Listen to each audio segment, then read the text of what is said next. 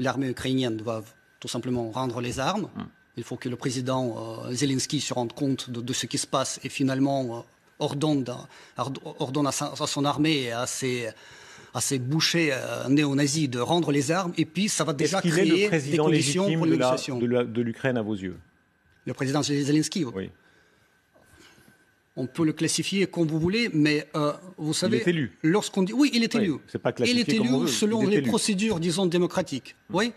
Mais tout d'abord, il ne faut pas oublier qu'il était élu dans un pays où 3 millions d'habitants, je parle des habitants de Donbass, qui étaient exclus tout simplement du vote, parce que c'était un territoire en blocus, qui n'ont pas pu voter tout simplement. Mais imaginez ça dans un pays démocratique. Alors si on exclut tout simplement 3 millions d'habitants qui pourraient voter, est-ce que c'est démocratique déjà?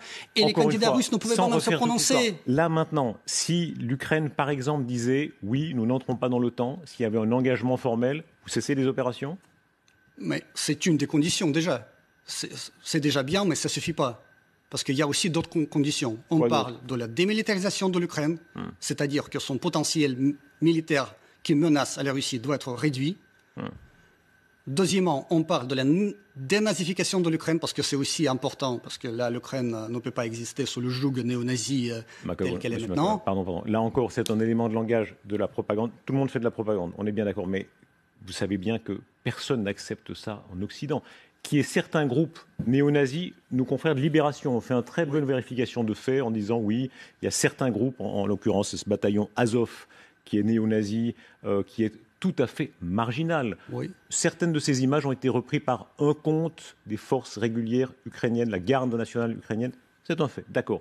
Mais c'est tout à fait marginal, vous le savez bien. Ce n'est pas un pays néo-nazi, ce n'est pas un président néo-nazi. Dire ça, vous savez que c'est n'importe quoi. Si Azov était une seule groupuscule néo-nazi, je pourrais vous dire, oui, c'est le cas à part. Mais il s'agit de dizaines de groupes nazis, d'associations, d'organisations néo-nazis en Ukraine, qui existent tout à fait officiellement, qui organisent leurs défilés au flambeau, avec les oriflammes néo-nazis, avec toute la symbolique. Le président Zelensky est juif. On peut lui reprocher toutes sortes de choses. On peut penser qu'il est aux ordres de l'OTAN, vous direz ce que vous voulez, mais dire qu'il est néo-nazi, non.